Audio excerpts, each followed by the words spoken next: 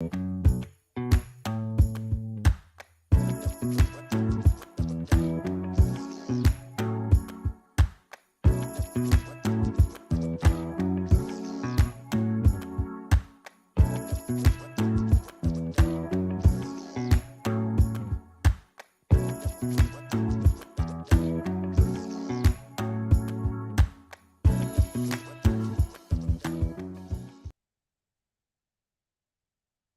the Sports Chasers Podcast. Coming to you live and direct with your host and your moderator, Kevin L. Warren. This is a real sports podcast for real fans.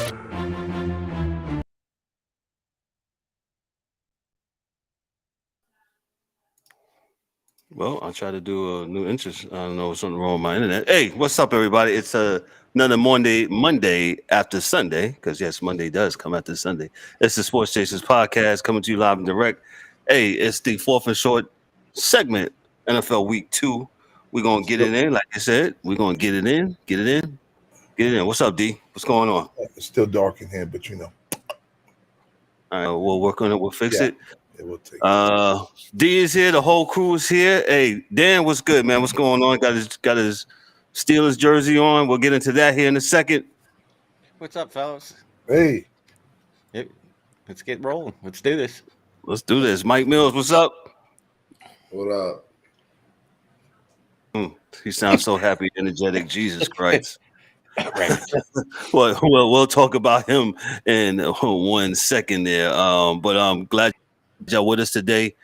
A lot to get in. We got 15 to 30 minutes to do this.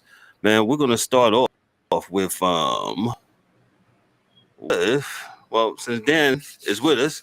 Hey Dan, not your Patriots, but your Steelers, man. They came off a tough loss yesterday. Definitely not his Patriots. I'm about ready to Jamar Chase, Bill Belichick. The Patriots defeat the Steelers 17-14. Dan, what you got for us on the your team losing to the Pats yesterday? What was going on with that game, Dan? Man, same old. The offense can't do shit. I mean, I know Najee's not, he's frustrated because they can't run the ball. Once again, probably I think the dude that fumbled the punt, Olszewski or whatever his name is, yes, he that had was probably the best. Yeah, he probably had the best run of the game, and that was on one of them jet sweeps. But I looked and saw some next gen stats on Trubisky. He threw 33 times. He threw 4 over 20 yards. I don't think he completed a single one. He threw 11 over 10 yards, including those 4. So 2/3 of his passes were 10 yards or less. So it's like, yeah, Big Ben's gone, but we're throwing the ball the same distance. We're only throwing it 10 feet, and you're not going to win like that. And I think we had like 1 or 2 like really good drives, but they relied on the defense, and we dropped a couple of interceptions. It probably could have changed the outcome of the game, but whether they got Brady or not, we still can't beat them. As you alluded to, Trubisky was 21 of 33 for 168 yards, 1 TD, and that 1 crucial interception. Dan, you think we intercepted them back 4 plays later? They got no points off of it. So let me ask you this: is 33 times just doing too much? How do they fix that going forward? It's not the amount of times; it's where they're throwing it. If you look at the next gen stats, it's a V. It's 2, 3, 5, 6 yards this way, and the same on the other side. The one down the middle was the interception. He threw a couple, like 15, 20 yarders that I think one was caught, and then the other ones weren't caught. But my thing is, it's like you got Pickens out there. He's got like maybe 2 or 3 targets in each of the first 2 games. It's like, they're both him and Claypool are very big, very tall, and can run, go route, throw the ball up. Even if they intercept it down by the 10-yard line, it's just like a punt. I'd rather them do that and make the defense respect that we may do it than have them going forward towards the line the entire game. Because then you can't do shit. You can't do a screen. You can't run because you got 9, 10 guys in the box and one high safety. That's it. So they got to get their shit together. There's no doubt about that. It might be Kenny time. Y'all got OC problems, man. I don't know who your OC is, but he's Canada. He's Trubisky. You know what you got, right? So Claypool and the other dude, like this summer before the season started, like he was supposed to be the next best thing to food, period. I forget you just said his name, Dan. But if you know that you don't trust Trubisky to throw outside the hash down the field, then you have to have your offense be very good in between the hashes. I mean, that's it. Like, you don't even practice nothing else if this is what you're doing. Right? The defense played, I think, a pretty good game. I mean, I don't think the Patriots are it was one catch by Aguilar changed the game. And he should have been intercepted. That was it. Changed the game over, bow. Because Pittsburgh is at a point in time as a team where if you put up 14 on them, they're not sure they're going to get 14. And that's a hard place to be in as a team. But if 14 points is like the watermark. When you get that 14, they're not sure they can get to 14 unless it's a turnover or something else. So that's what I saw yesterday watching the game. Offensive line has to get better, or do what you did with Najee. Again, do what works, man. They threw him a bunch of screens, a bunch of little out pops, and he got yardage. If he's not going to get yardage from the backfield, stop trying it. If your offensive line can't do it, you're going to waste a whole half trying to run the ball and not working, then hence that 14 points comes again. So, that's the way I saw it. But it's only week 2, so.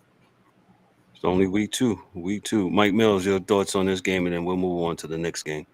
I told y'all about that dipping and dunking with Geno Smith. I told you about that dipping and dunking. Yeah, that shit okay, but it don't win games all the time. It wins when you open up the field. But if you're not taking those shots down the field, you're not opening it up.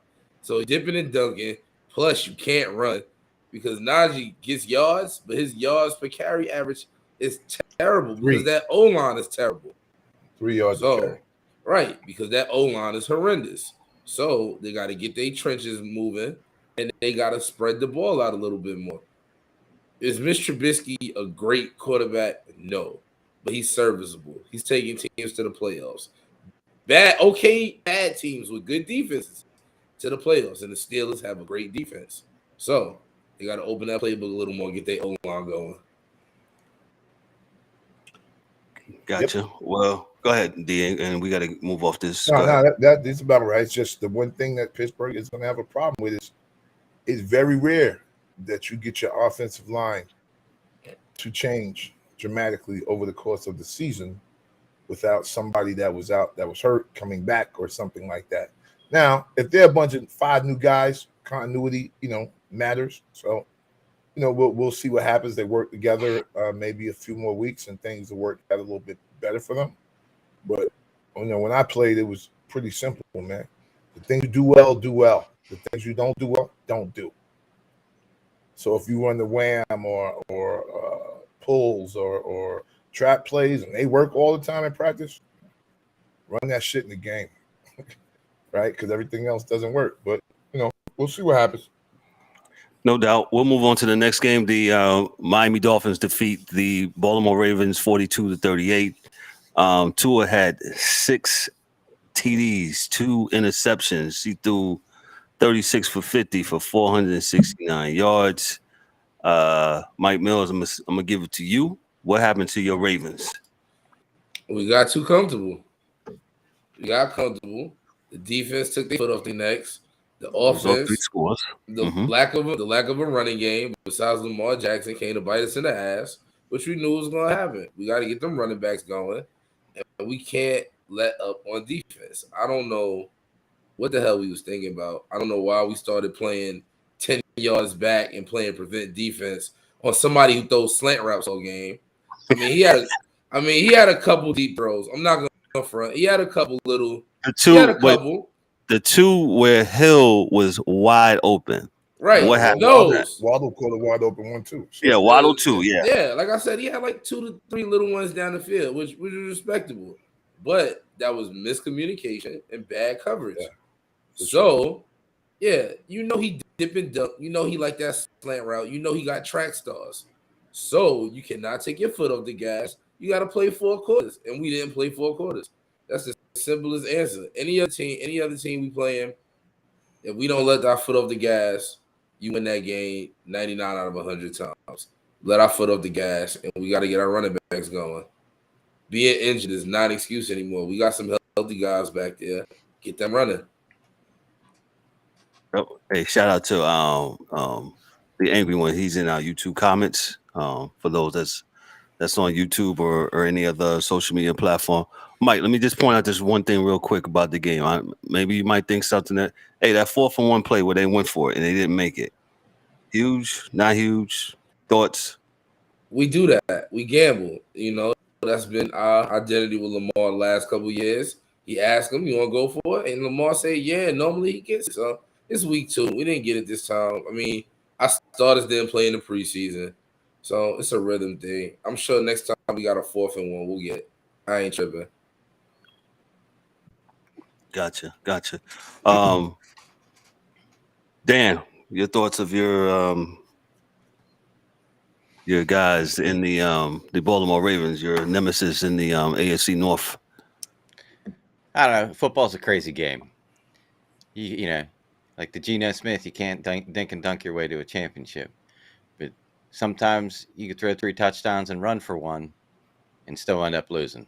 And I don't know what happened. Like, Mike, you guys got a bunch of cornerbacks or safeties that are hurt? No, we got one. Yeah. Because it just seemed they got the momentum there, because they were down 35 to 21 and a half or something. 35, or 14. Yeah, 14. Yeah, it was on 3 scores. Correct. Yeah, and then once they got that train rolling, man, it was over. Because I caught the end of that game, and I was just like, you got to be kidding me. But they got to tighten the defense up, and like you said, you can't let up. You got to play the full 60 minutes, and I mean that's a game I think maybe later on in the season that comes back to bite them in the ass, whether it be for the division title or a playoff spot or seeding that'll benefit them, because that's a game they should have won, definitely. Yeah. DA, what you got on this, sir? Then we'll move on. I'm with Mike. Defense had a lot of lapses. The players are there now. It was just lapses, and it's hard, man. 4-2 speed, man. 2 dudes on the side. When they leaving. So you think you playing back far enough, and you're not. And that's what happens. You think you're playing back far enough till you see the speed, and then when they get on top of you, it's already over. And enough of these idiots saying that a grown man in the NFL can't throw the ball 50 yards in the air. Dudes are just stupid. He ain't got an arm. It's stupid shit. That's dumb. It's dumb. He's a pro.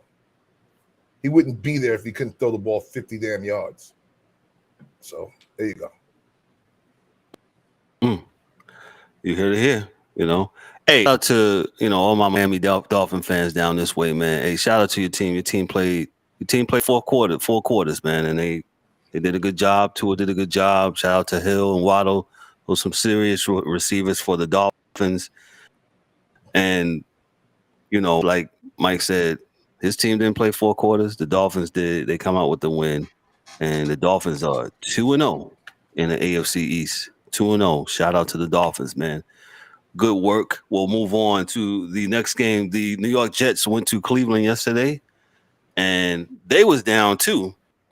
And guess what they did in the last minute 15, minute 20, I believe, down 10, and they wound up winning the game 31-30. Yo, Flacco turned back the clock, right, Mike? Hell no, because he never did that in Baltimore. He ain't never did that. That's a new person. Joe Flacco was For sure. 26 of 44 for 307, 4 TDs, man. The Jets, man. Hey, shout out to the coach. What's your coach's name? Your former coach, Dion. What's it? Salah. Robert Salah said, Salah. He keeping receipts. Yeah. And guess what? Them receipts. He showed you receipts yesterday. DA, what you got on the Jets and Cleveland game yesterday? When I did my own preseason, I told you they had a good roster. They don't have a great roster. Yeah. They got a good roster. They got a lot of good players. And I told you guys, dude from Ohio State was serious, the wide receiver, and he is. If you can't stay in front of him, again, he's fast and big. They ran the ball well. Defense played adequately. They're a good team that played hard last year, and I think we said that. I think you guys would give them like 4 wins or something stupid like that. And I didn't give them any wins. I didn't say anything. I just said they got a better roster than what people think, and they're going to surprise a lot of people this season because of that. And I, got no problem with them, man. It was a good game, and I think the great thing for the rest of the NFL is there's going to be a sell-off in Cleveland in about a month and a half. So there's going to be a lot of stars getting that you're going to be able to get out of Cleveland real soon. Like that tight end, Kareem Hunt, probably a few dudes on the defense. If this thing starts to go south, this is what's going to happen. They're going to let dudes go. Well, wait, DA, they 1-1. Everybody lost in the AFC North. I said if. I just said if. Okay. It goes south because of the roster and the cost Right. of the roster. You know me, That's I'm on right. the business side that, it's going to drop. They're going to let dudes go. So, so that's all. Yeah. The angry one said, yeah, Gary Wilson is nice. Yeah. Wilson is nice, man. That's for sure, man. Played a good game yesterday. Yeah, he's very serious. Dan, what you got on this game? One of the other nemesis in the AFC North, the Browns losing in this fashion. Hey, before you do that, that onside kick. Those don't know the onside kick rules have changed a little bit, so it's damn near impossible to get an onside kick recovered. And the Jets managed to get the ball back and recover it. Kudos to the Jets for that. Go ahead, Dan. I was just gonna say Cleveland doing Cleveland things. Yeah, They'll find a way. And we got them Thursday, so we might be able to. Mitch might be able to get a pass more than 10 yards next week. But yeah, like with the roster they got, man, they just got to hand the ball off, play some defense. Indeed. I mean, I think what is it? Everybody's 1-1 except Cincinnati. Ooh. They'll next up. We're talking about Mm-hmm.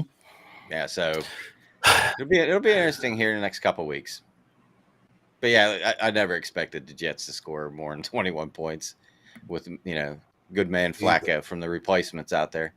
Yeah. That's right. Yeah, Mike Mills, the guy singing the song before he kicked. Mike Mills, what you got, man?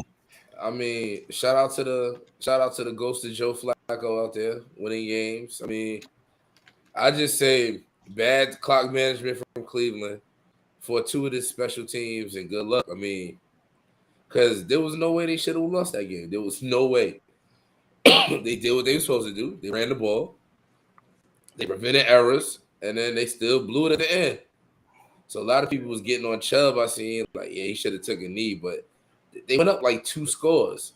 So, and it was barely any time left. Right. So it's like don't miss the real problem. Defense should have played better. There's no reason they should have gave that up.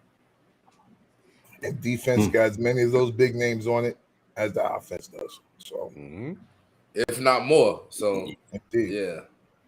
Brown shouldn't have gave that one up. Shout out to the Jets, though. You got to win the games that you're not supposed to win, or win the games you're supposed to win. But like I always say, the Browns be browning, and they did it. They browned all right. Right on time. The Browns going to brown. That was an episode of us. Got to find it, but the Browns are going to brown, man.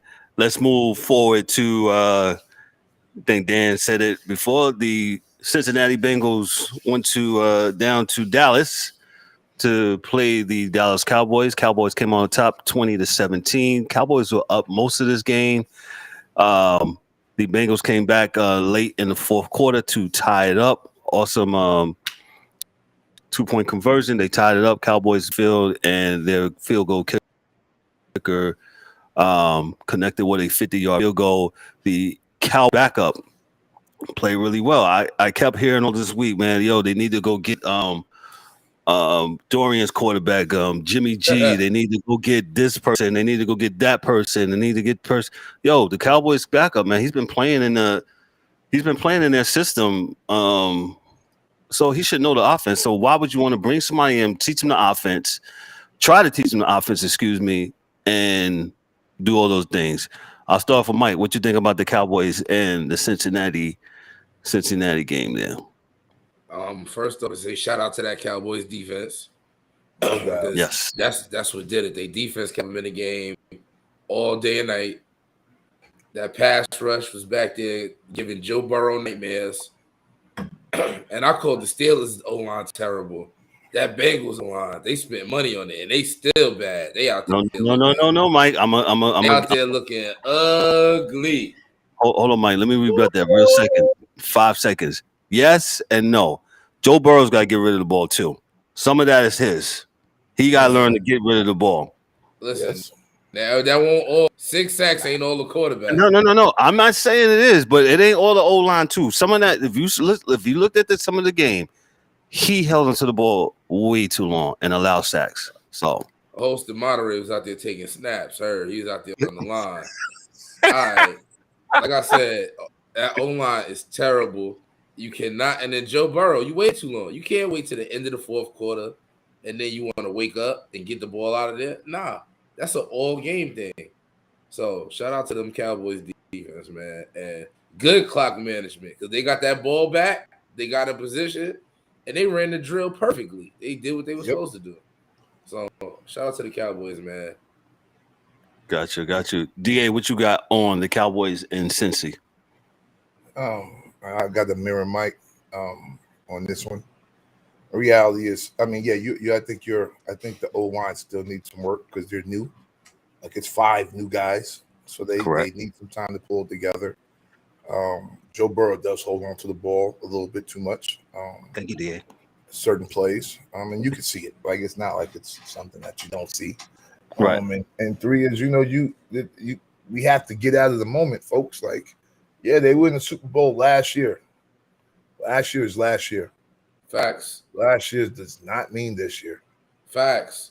So this is why when you look at these dudes at the beginning, of the season, before the season, telling you who's going to be great and who's not, I'll always tell you, man, let history tell that story, man. We'll wait and see what the defense looks like. We'll wait and see what the offense looks like. You know what I mean? Because the reality is Joe Burrow still has 4 really good weapons that he could get the ball to, and he didn't. So with that being said, it is what it is. On Micah Parsons, I told you when he was in Penn State that dude was a manimal. I told you that cat he's different. He's gonna be different until he leave. But the reality is, this is where I'm still not sure about Cincinnati as an organization or as a team. All right, so I'm not gonna let what happened last year have me thinking that this is the Bill Weiss Bengals, because it's not. It's not. Okay. So you gotta take your time and see what it is. Let me get that. Dan, go ahead on this game, sir. Well, I hate to say this, but shout out to Cooper Rush. He quarterback for the Cowboys. He played really well. Cooper Rush. Yes. And like you said, he's been in the system, and I believe he played against Minnesota last year and beat Minnesota. He won. Yes, he did. Yep. So I mean, and the other thing to take in consideration is it who's the one that's out? Gallup, the receiver. Yeah. Mm-hmm. So they had to play the Brown kid. And those two have a connection from being on the second string and getting reps, and you could see the chemistry between those two. Now, on the flip side, Cincinnati, like, I know that this is, I shouldn't be saying this because of my offensive line, but I liken Cincinnati's offensive line right now to a turnstile in the New York City subway. Nobody's paying, and everybody's hopping the turnstile because they ain't blocking nobody. Right, And that tickets. they ain't even looking. They start turning a blind eye to that shit. Oh, it's horrible. But I mean, they spent a bunch of money on it. And if anybody knows anything about the AFC North and the Cincinnati Bengals, they don't spend money. Yeah, that's why Marvin Lewis's teams could never get over the hump because they would never go. And that's what DA and that's what DA was talking about. Yep. Yeah. So them spending money on these cats, yeah. If they continue the spiral they're going, there are going to be some people that, just like Cleveland going somewhere else. Yeah, bro. But go ahead, Dan. Sorry. I was gonna say, you spend all that money, and this dude's on track to get sacked 111 times Again. Well, he 51 last year. Yeah, he's going to be a Carr. They're going to change his last name. He might not make it this season. He's going to change his last name to Carr. He's going to Joe be the Carr, other he the third brother. Carr. Yes, he's going to be the third brother. Hey, let me interject here real quick because we gotta go move on to the next game. If y'all remember real quick, remember Carson Palmer, former Bengal. Just he got up out of there, man. They wouldn't spend the money. They would not spend the money. See, Carson Palmer Mike Mills. They won a few playoff games for him. They did, but they never was able to get over the hump. Yeah. So Mike Mills, 30 on this game, real quick, and then we got to move on to the last game. I said, shout out to the Cowboys defense, man. Go ahead. Let's go. The last game, which was a very, very, really entertaining game. And Eric and the angry one is going to really jump on with the Arizona Cardinals defeat the Raiders 29-23. The Raiders, it was like two different games in one. The Raiders were up by 3 scores. I was like, man, what a sucky game, man. And then before you know it, Arizona. And then Collard doing Collard things. He's running in the back and throws a touchdown, and then the 2-point conversion. DA, real quick, what you got on this game? What you think about Arizona? Listen, non-sustainable. First off, non-sustainable. Facts. Defense still look like shit. Collard can't do this the whole time. Like it's just not going to happen, right? And the fact that the Raiders let it happen means that they were not putting a spy. And it's hard to spy Collard because he's fast. But last year teams did it. So the reality is you knew it was coming at some point during the game. Why weren't you not prepared for it? Listen, man, I give it up to them. They won the game and good shit, real talk. But as far as football is concerned, not sustainable. Not sustainable. Not sustainable. No, I'm not with that shit. 20 seconds? For real? You can't stay 20 seconds on fucking Madden. You're going to run around the backfield for 20 seconds in real life? Stop playing. That's a joke. Murray was 31 of 49, 277, 1 TD, 1 interception. The Raiders, Derek Carr was 25 of 39 for 252 2 yards. The Raiders had two really at the end. And I forgot his name. Can't think of his name. Renfro, who you talking about when he caught the ball? Twice. Yeah, twice. Caught the ball twice and went to the thing. Go ahead, Dan. Give me your thoughts on this game real quick. Yeah, the Raiders shit the bed on that. They took like the Ravens, they took the foot off the pedal. I mean, that should have been an easy dub. But the other thing too is they really still won that game if they would have spied him at the end of the game, because those last couple plays before they scored that touchdown, when he ran that touchdown in, man, if he would have thrown the ball about 6 inches higher, Zach Ertz would still have a football in his ear hole, because he never turned it. He never turned his head. He just fired that thing at him in the shoulder. But the impressive part, which is rare, is they scored 2 touchdowns and got 2 2-point conversions successful. And and then I don't know what happened with Renfro. If he was drinking something slippery on the sideline or something, because he fumbled the first one, they got it back, and then that last one, man, just go down, live to play another play.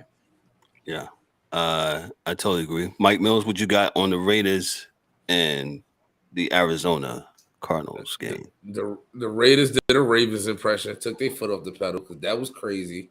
And like DA said, which is rare, we have an episode with me and DA agree. Yeah, you cannot. That's unsustainable. Then they say he ran like 90 yards or some shit, like back and forth. Like that is crazy. You cannot get hurt. Do that, and yeah, that's not gonna work. Like that's not gonna work. Take is a team smart enough to leave somebody back there to spy on him, and that's it. They're gonna knock his ass the hell out, and he's not that big. So yeah, they gotta get their O-line right, and they gotta make plays happen. Like that is insane, and their running game is inconsistent, like terrible. I don't know what it is with them, but they gotta get their running game going too.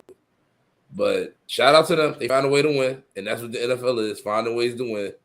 But Sure. Raiders gotta play 4 quarters. Raider fans, get out here. Y'all up 29 in the first. Y'all gotta win that game, man. Y'all gotta win that game. Y'all gotta play a whole game, and y'all didn't. To be honest, this might sound sacrilegious. I think y'all are better of the 0-2 teams because y'all, but hey, y'all didn't win. Just to preview tonight, the Titans go visit the Bills. Titans are 0-1. Bills are 1-0. The Vikings go to South Philly to visit the Eagles. Vikings are 1-0. Eagles are 1-0. Real quick, what y'all got on the game collectively with the Titans Bills? Bills. But I'm going with the Bills. Yeah. Dan, they hold division one. They got to complete it. Yeah. I think Tennessee's the same way, is in kind of the same boat as the Steelers, besides the fact that they can run the ball. That if they get down points, which Buffalo can put up, they're not going to score a whole lot with Tannehill, I don't think, against that defense. So if they get down, it might be a wrap. Gotcha. Vikings and Eagles. I'm going with the Vikings tonight. Vikings. I like the Vikings, man. I like how they play. Eagles are serious too. I'm going with the Vikings. Guys, what you got? Eagles. Anybody? Before we end. Eagles, man. Mike Mills. Eagles, man. I told y'all Kirk Cousins is the balance in the universe, man. He got to go 500. I got the Vikes. I think that with this new head coach being an offensive guy, and with Thielen and Jeffries, they're going to start putting points up. Well, one thing I will tell y'all, next week, you're going to see a lot of defenses stiffen up. We ain't going to have teams that are because you got 3 games this week where the team won the game and took their foot off the gas. I'm guaranteeing you in film for every goddamn team this week, that's going to be the lesson. We're not doing that.